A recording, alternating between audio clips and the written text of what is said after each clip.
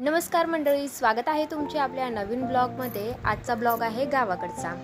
तर चला मग आज माझे दादा म्हणजेच माझे मोठे धीर हे चारधाम यात्रेवरून आले होते, त्यामुळे आम्ही हे डेकोरेशन केलं होतं।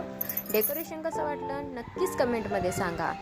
तर आम्ही सकाळी पोळ्या आणि आंबरस असा बेत केला होता, कटाची आमटी आणि भात। बेसिकली धोंड्याचा महिना म्हणजे अधिक महिना आहे, तर मग आम्ही धोंड्याचा कार्यक्रम केला होता।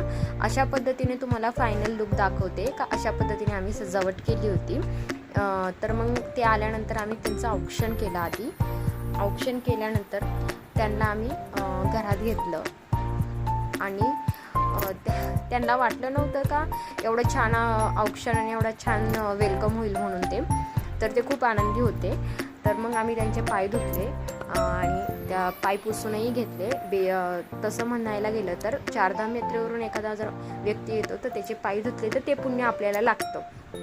तर त्यामुळे आम्ही त्यांच्या आधी पाय धुवून घेतले, त्यांचे पाय पुसून घेतले आणि त्यांच्या पाया पडलो आणि परत त्यांना औक्षण केलं। घरातल्या सर्वच व्यक्तींनी त्यांचे पाया पडले, लहान मुलांनी सुद्धा।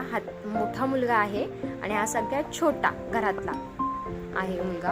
आणि त्यानंतर त्यांनी देवाच्या पाया पडल्या। त्यानंतर त्यांनी घरातले सर्व देवांचे दर्शन घेतले। तुम्हाला आजचा ब्लॉग कसा वाटला तर हे नक्कीच कमेंटमध्ये सांगा। लाईक, शेअर्स आणि सबस्क्राईब करा।